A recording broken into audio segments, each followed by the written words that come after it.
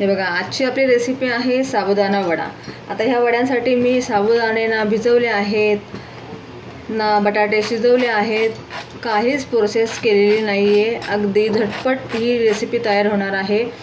काही पूर्वतयारी न करता साबुदाणा वडा कसा बनवायचा आहे हे तुम्हाला मी आज दाखवणार आहे। आणि हे बघा, आपले सुद्धा अगदी मस्त बनले आहे, तुम्ही पाहू शकता। आणि वरून अगदी क्रिस्पी आणि आतमध्ये अगदी सॉफ्ट असे आपले वडे बनलेले आहेत, बिलकुल काही पूर्वतयारी न करता। तर हे वडे मी कसे बनवले आहेत, अगदी झटपट बनतात। तुम्ही रेसिपी पूर्ण बघा। चला आपण सरळ कृतीकडे वळूया। नमस्ते, प्रगतीज किचन रेसिपीमध्ये तुमचं खूप खूप स्वागत आहे। तर आपल्याला इन्स्टंट साबुदाणा वडा बनवण्याकरता इथे काय काय लागेल ते तुम्हाला मी सांगते। तर इथे मी 1 कप साबुदाणा घेतलेला आहे, याला मी स्वच्छ पुसून घेतलेला आहे। आता आपण याला ड्राय रोस्ट करूया। आता इथे मी कढई ठेवलेली तापायला। कढई अशी आपल्याला बारीक गॅसवरती गरम करून घ्यायची आणि त्याच्यामध्ये आपण टाकूया साबुदाणा। आपल्याला साबुदाणा जास्त लालसर किंवा असं काय करायचं नाही, आपल्याला फक्त त्याला असं थोडंसं ड्राय रोस्ट करायचं। त्याला थोडं मॉइश्चर कमी होण्याकरता आपल्याला थोडंसं त्याला रोस्ट करायचं आहे। तर इथे मी 1 मिनिटभर याला असं रोस्ट करून घेते। गॅसची फ्लेम थोडीशी लो टू मिडियम ठेवायची आपल्याला, जास्त फास्ट गॅसवर करू नका। हे बघा, 1 मिनिटभर मी याला छान रोस्ट करून घेतले। आता आपण गॅस बंद करूया आणि याला एका प्लेटमध्ये काढून घेऊया। थोडं थंड होऊ देऊया, मग आपण याला मिक्सरमध्ये वाटून घ्यायचं आहे। थोडं थंड झालेलं आहे साबुदाणे। आता आपण याला मिक्सरच्या भांड्यामध्ये टाकून वाटून घेऊया। एकदम बारीक नाही वाटायचं आपल्याला, थोडंसं असं जाडं मोठं दरदरं वाटायचं आहे, म्हणजे वडे अगदी छान लागतील। हे बघा, इथे मी साबुदाणा वाटून घेतलेला आहे। हे बघा, मी दाखवते। जास्त जाड पण नाही, जास्त बारीक पण नाही, अशी कन्सिस्टन्सी आपल्याला ठेवायचं। आपला जाड रवा असतो ना, तिथं आपल्याला थोडंसं त्याच्यानं थोडंसं जाड असं आपल्याला ठेवायचं, म्हणजे ना हा साबुदाणा थोडंसं फुलेल पाणी टाकल्यावरती। आणि अगदी आपला रेडीमेड वडा कसा असतो, जो साबुदाणा भिजवून करतो, त्याच्यापेक्षा सुद्धा अगदी छान लागतो हा। आणि ही रेसिपी झटपट बनते, त्यामुळे तुम्ही अशा पद्धतीने याला वाटा। आता आपण काय करायचं आहे, आता आपण एका बाउलमध्ये हे साबुदाण्याचं पीठ काढून घेऊया। आता त्याच मिक्सरच्या भांड्यामध्ये इथे मी घेतलेलं आहे 2 बटाटे। मी बटाटे असे छान, हे बटाटे कच्चेच आहे, शिजवलेले नाही। आपल्याला हे सगळं सामान अगदी झटपट तयार करायचे, म्हणजे आपल्याला कुठलीही पूर्वतयारी न करता झटपट साबुदाणे कसे वडे बनतील तसे आपल्याला करायचे। तिथे मी 2 कच्चे बटाटे घेतलेले आहेत, त्याला आपण फाईन चॉप करूया, ते टाकूया। आता बटाट्यांना आपण ना असे थोडेसे कापून टाकू, म्हणजे वाटताना ना अगदी सहज वाटले जातील। अशा पद्धतीने मी त्याच्यात कापून घेते। हे प्रमाण अगदी योग्य आहे। 1 कप साबुदाण्याला तुम्ही 2 बटाटे घेऊ शकतात आणि खूप छान रेसिपी लागते। तुमची मुलं समजा कधी मुलं कधीही काही मागतात, त्यांचा भरोसा नाही राहत, त्यामुळे त्यांना बनवून देण्याकरता अगदी उत्तम रेसिपी आहे ही आणि झटपट बनते। मुलांनी कधी साबुदाणे वडे मागितले आणि साबुदाणे आपले भिजले नसते तर तुम्ही ही रेसिपी नक्की ट्राय करा। आता याच्यामध्ये आपण टाकणार आहोत मिरच्या।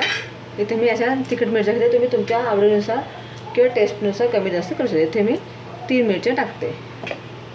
आता आपण याला पण छान बारीक वाटून घेऊया। हे बघा, अगदी मस्त बारीक वाटून घेतलेलं आहे मी, तुम्ही पाहू शकता। त्याच्यामध्ये बिलकुल पाण्याचा वापर केलेला नाही मी।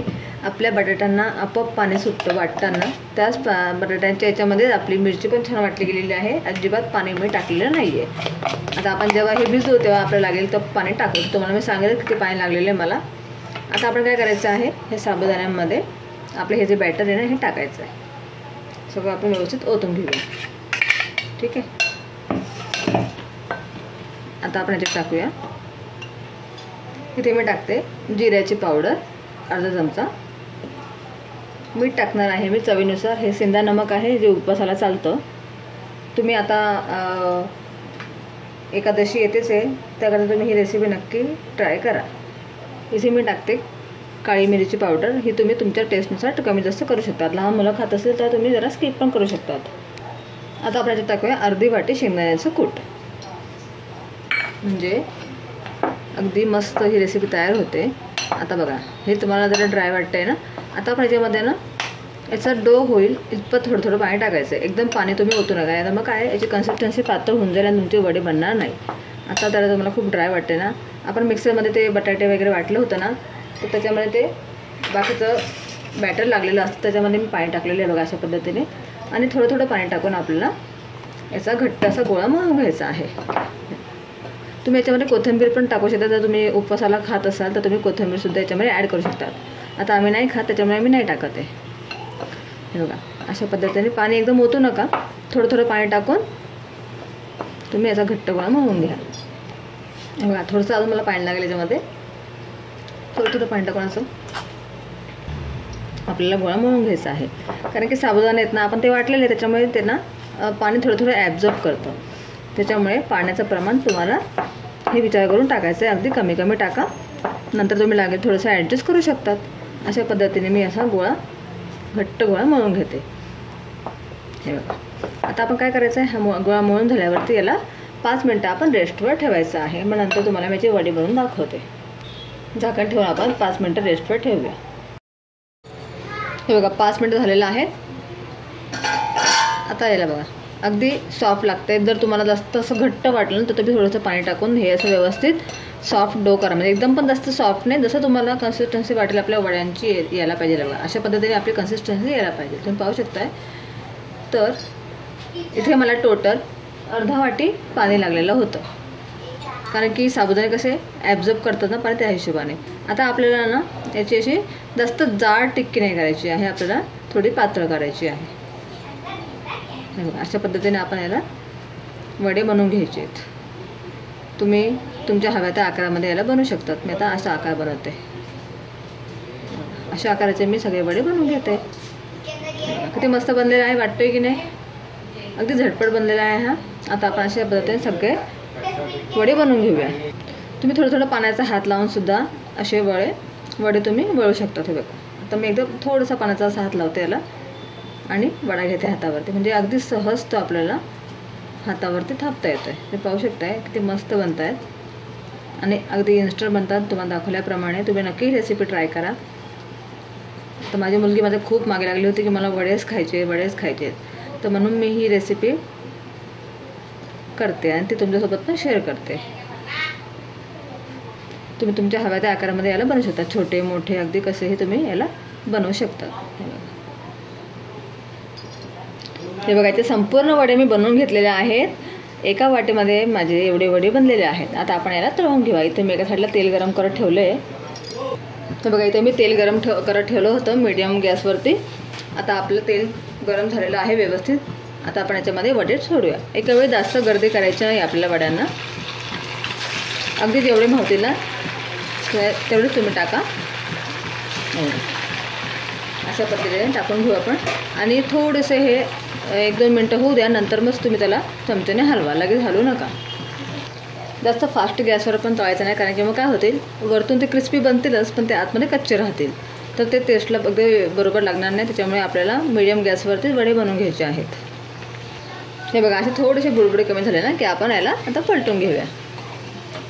वा वा अगदी मस्त छान पलटले जात आहेत. जास्त पलटण्याची घाई करू नका. तर 1-2 मिनटं होऊ द्या न पलटा. ठीक आहे. आता आपण दुसरी पण साईड होऊ देऊया 1 मिनटापर्यंत.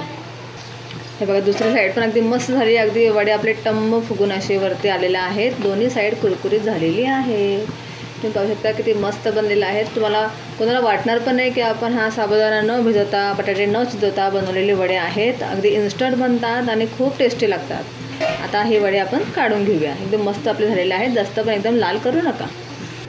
हे बघा आपण वडे काढून घेतलेले आहेत. अशा प्रकारे बाकीचे सगळे वडे तळून घेते.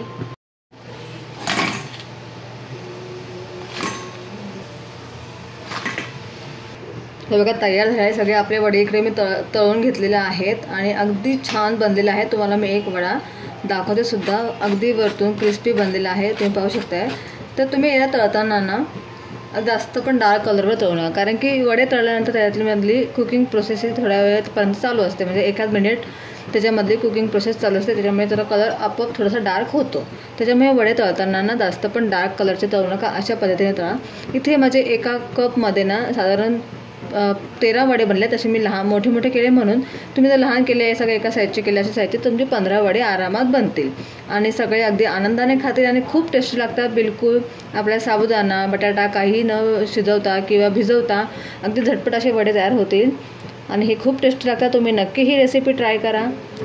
व्हिडिओ मला आवडल्यास तुम्ही व्हिडिओ लाईक करा आणि कमेंट्स पण करा की तुम्हाला ही रेसिपी कशी वाटली आणि नक्की ही रेसिपी बनवून बघा आणि बनवल्यावरही कमेंट्स करा की कशी बनली आहे. तर ही रेसिपी तुम्ही सगळ्यांनी ट्राय करा. हे बघा अगदी मस्त कुरकुरीत क्रिस्पी बनलेले आहेत.